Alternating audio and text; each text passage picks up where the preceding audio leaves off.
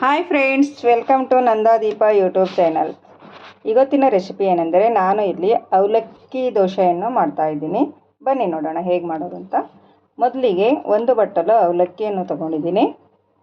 ಗಟ್ಟಿ ಅವಲಕ್ಕಿಯನ್ನು ತಗೊಳ್ಬೇಕು. ಅದಕ್ಕೆ ನೀರನ್ನು ಹಾಕಿ ನಾವು 2-3 ಸರಿ ಚೆನ್ನಾಗಿ ತೊಳೆದುಕೊಳ್ಳಬೇಕು. ಈ ಥರ ಚೆನ್ನಾಗಿ ತೊಳೆದುಕೊಳ್ಳಿ. ನೋಡಿ, ತೊಳೆದ ಮೇಲೆ ಈ ಥರ ಆಗುತ್ತೆ. ನಾವು ಇದನ್ನು ಒಂದು 10 ನಿಮಿಷ ನೆನೆಯಲು ಬಿಡೋಣ. ಇದನ್ನು ಮುಚ್ಚಿಡಬೇಕು. ಒಂದು 10 ನಿಮಿಷ ಸೈಡಲ್ಲಿ ಇಟ್ಕೊಳ್ಳಿ. ಅದಕ್ಕೆ ಬೇಕಾಗುವ ಟೊಮೊಟೊ ಚಟ್ನಿಯನ್ನು ಮಾಡ್ತಾಯಿದ್ದೀನಿ. ಒಂದು ಬೆಳ್ಳುಳ್ಳಿ, ಒಂದು ಈರುಳ್ಳಿ ಮತ್ತು 4 ಟೊಮೊಟೊ ಇವೆಲ್ಲವನ್ನು ಕಟ್ ಮಾಡಿ ಇಟ್ಕೊಂಡಿದ್ದೀನಿ. ನೋಡಿ, ಈ ಥರ.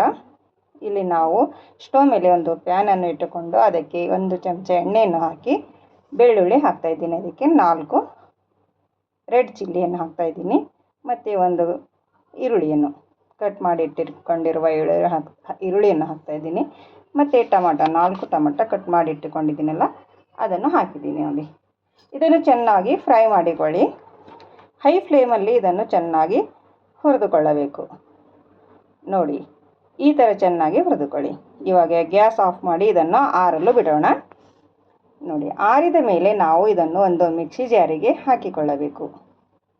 ಸ್ವಲ್ಪ ಜೀರಿಗೆ ಮತ್ತು ಒಂದು ಸ್ವಲ್ಪ ಉಪ್ಪನ್ನು ಹಾಕಿ ನಾವು ಇದನ್ನು ರುಬ್ಬಿಕೊಳ್ಳೋಣ. ಟೊಮೊಟೊ ಚಟ್ನಿಯನ್ನು ಈ ಥರ ಚೆನ್ನಾಗಿ ರುಬ್ಬಿಕೊಳ್ಳಬೇಕು. ನೋಡಿ, ಪೇಸ್ಟ್ ಆಗಿದೆ ಚೆನ್ನಾಗಿ. ಈ ಥರ ನಾವು ಒಂದು ಪಾತ್ರೆಗೆ ತೆಗೆದುಕೊಳ್ಳೋಣ. ಈ ಥರ ತೆಗೆದುಕೊಂಡು ನಾವು ಇದಕ್ಕೆ ಒಗ್ಗರಣೆ ಹಾಕಿಕೊಳ್ಳಬೇಕು. ನೋಡಿ, ಇವಾಗ ಟೊಮೊಟೊ ಚಟ್ನಿ ರೆಡಿಯಾಗಿದೆ. ಇದು ಅವಲಕ್ಕಿ ದೋಸೆ ಜೊತೆಗೆ ತಿನ್ನಲು ಸೂಪರಾಗಿರುತ್ತದೆ. ಇಲ್ಲಿ ನೆನೆಸಿಟ್ಟಿಕೊಂಡಿರುವ ಅವಲಕ್ಕಿಯನ್ನು ಇವಾಗ ಚೆನ್ನಾಗಿ ನೆಂದಿದೆ. ನೋಡಿ, ಈ ಥರ ನೆನೆಯಬೇಕು. ಇದಕ್ಕೆ ನಾನು 1 ಕಪ್ ಅವಲಕ್ಕಿಗೆ 1.5 ಕಪ್ಪು ಬಾರೀಕ್ ರವೆಯನ್ನು ಹಾಕ್ತಾಯಿದ್ದೀನಿ. ಮತ್ತು ಅದೇ ಬಟ್ಟಲಿಂದ 1 ಬಟ್ಟಲು ಮೊಸರನ್ನು ಹಾಕ್ತಾಯಿದ್ದೀನಿ. ನೋಡಿ, ಮೊಸರನ್ನು ಹಾಕಿದ ಮೇಲೆ ನಾವು ಇದನ್ನು ಚೆನ್ನಾಗಿ ಮಿಕ್ಸ್ ಮಾಡಿಕೊಳ್ಳೋಣ. ಅದರಲ್ಲಿ ಸಣ್ಣ ಪಾತ್ರೆ ಆಗಿರುವುದರಿಂದ ಇದನ್ನು ಮತ್ತೊಂದು ಪಾತ್ರೆಗೆ ಹಾಕೋತಾ ಇದ್ದೀನಿ. ಅದೇ ಬಟ್ಟಲಿಂದ 1 ಬಟ್ಟಲು ನೀರನ್ನು ಹಾಕಿ ನಾನು ಚೆನ್ನಾಗಿ ಮಿಕ್ಸ್ ಮಾಡ್ತಾಯಿದ್ದೀನಿ. ನೋಡಿ, ಇನ್ನೂ ಸ್ವಲ್ಪ ಗಟ್ಟಿ ಅನ್ನಿಸ್ತಾ ಇದೆ. ಇನ್ನೊಂದು ಬಟ್ಟಲು ನೀರನ್ನು ಹಾಕಿ ನಾವು ಚೆನ್ನಾಗಿ ಮಿಕ್ಸ್ ಮಾಡಿಕೊಳ್ಳಬೇಕು. ಈ ಥರ ಚೆನ್ನಾಗಿ ಮಿಕ್ಸ್ ಮಾಡಿ ನಾವು ಇದನ್ನು ಮತ್ತೆ ಒಂದು 10 ನಿಮಿಷ ನೆನೆಯಲು ಬಿಡೋಣ. 10 ನಿಮಿಷ ಆದಮೇಲೆ ತೆಗೆದು ನೋಡಿ, ಈ ಥರ ಚೆನ್ನಾಗಿ ಎಲ್ಲವನ್ನು ನೆಂದಿದೆ. ನೋಡಿ, ಮೊಸರು, ರವೆ, ಅವಲಕ್ಕಿ ಎಲ್ಲ ಚೆನ್ನಾಗಿ ನೆಂದಿದೆ. ಇದನ್ನು ನಾವು ಮಿಕ್ಸಿ ಜಾರಿಗೆ ಹಾಕಿಕೊಂಡು ನಾವು ಇದನ್ನು ಚೆನ್ನಾಗಿ ರುಬ್ಕೊಳ್ಳಬೇಕು.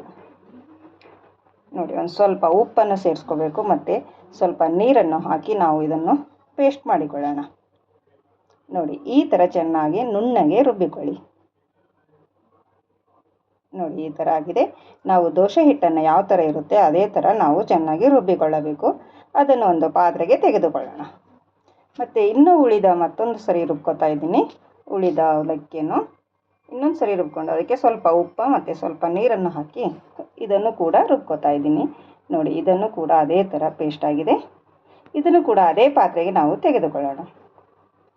ನೋಡಿ, ಈ ಥರ ಚೆನ್ನಾಗಿ ರುಬ್ಬಿಕೊಳ್ಳಿ. ಇದೇ ದೋಸೆ ಹಿಟ್ಟಿನ ಅದಕ್ಕೆ ಬರಬೇಕು. ನೋಡಿ, ನಾರ್ಮಲ್ ದೋಸೆ ಹೇಗೆ ಮಾಡ್ತೀರಾ ಅದೇ ಥರ ಈ ಹಿಟ್ಟನ್ನು ಕೂಡ ಅದೇ ಕನ್ಸಿಸ್ಟೆನ್ಸಿಯಲ್ಲಿ ಇರಬೇಕು. ನೋಡಿ, ಈ ಥರ. ಇದಕ್ಕೆ ಸ್ವಲ್ಪ ಕೊತ್ತಂಬರಿ ಸೊಪ್ಪು ಮತ್ತು ಒಂದು ಸ್ವಲ್ಪ ಬೇಕಿಂಗ್ ಸೋಡಾವನ್ನು ಹಾಕ್ತಾಯಿದ್ದೀನಿ.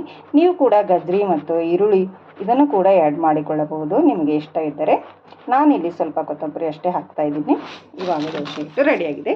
ನಾವು ಸ್ಟವ್ ಮೇಲೆ ಒಂದು ದೋಸೆ ಹಂಚನ್ನು ಇಟ್ಟುಕೊಂಡು ನಾವು ಸ್ವಲ್ಪ ನೀರನ್ನು ಅದಕ್ಕೆ ಚಿಪ್ಪಡಿಸಿ ಈ ಥರ ದೋಸೆಯನ್ನು ಹಾಕಬೇಕು. ನೋಡಿ, ಇವು ತುಂಬ ಸುಲಭವಾದ ರೀತಿಯಲ್ಲಿ ಚೆನ್ನಾಗಿ ಬರುತ್ತವೆ. ಈ ಅವಲಕ್ಕಿ ದೋಸೆ ಯಾರು ಬೇಕಾದರೂ ಕೂಡ ಮಾಡಬಹುದು. ಫಸ್ಟ್ ಟೈಮ್ ಮಾಡುವವರು ಕೂಡ ಆರಾಮವಾಗಿ ಮಾಡಬಹುದು.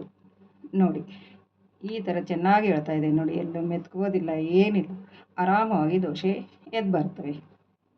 ನೋಡಿ, ಈ ಥರ ನೀವು ಒಂದು ಸರ್ತಿ ಟ್ರೈ ಮಾಡಿ ನೋಡಿ, ತುಂಬ ಸೂಪರಾಗಿರುತ್ತದೆ. ತುಂಬ ಆರಾಮಾಗಿ ಬರುತ್ತವೆ ದೋಸೆ. ಮತ್ತೊಂದು ದೋಸೆ ಹಾಕ್ತಾಯಿದ್ದೀನಿ ನೀರನ್ನು ಹಾಕಿ.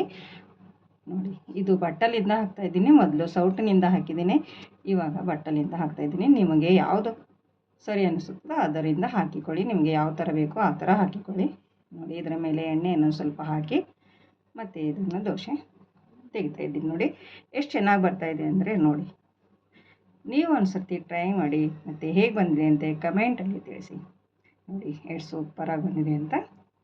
ನೋಡಿ, ಒಂದು ಪ್ಲೇಟಿಗೆ ಇಟ್ಕೊಂಡಿದ್ದೀನಿ. ಅದರ ಜೊತೆ ಟೊಮೊಟೊ ಚಟ್ನಿ ಮತ್ತು ಶೇಂಗಾ ಚಟ್ನಿ ಕೂಡ ಮಾಡಿದ್ದೀನಿ. ತುಂಬ ಚೆನ್ನಾಗಿರ್ತದೆ ಇದರ ಜೊತೆ. ನೋಡಿ, ನನ್ನ ವಿಡಿಯೋ ಇಷ್ಟ ಆದಲ್ಲಿ ಒಂದು ಲೈಕ್ ಮಾಡಿ ಮತ್ತು ನಿಮ್ಮ ಫ್ಯಾಮಿಲಿ ಫ್ರೆಂಡ್ಸಿಗೂ ಶೇರ್ ಮಾಡಿ. ಮತ್ತು ನನ್ನ ಚಾನಲನ್ನು ಯಾರು ಸಬ್ಸ್ಕ್ರೈಬ್ ಮಾಡಿಕೊಂಡಿಲ್ಲ ಅವರು ಸಬ್ಸ್ಕ್ರೈಬ್ ಮಾಡಿಕೊಳ್ಳಿ. ಮತ್ತೆ ಸಿಗೋಣ ಮುಂದಿನ ವಿಡಿಯೋದಲ್ಲಿ. ಓಕೆ, ಬಾಯ್.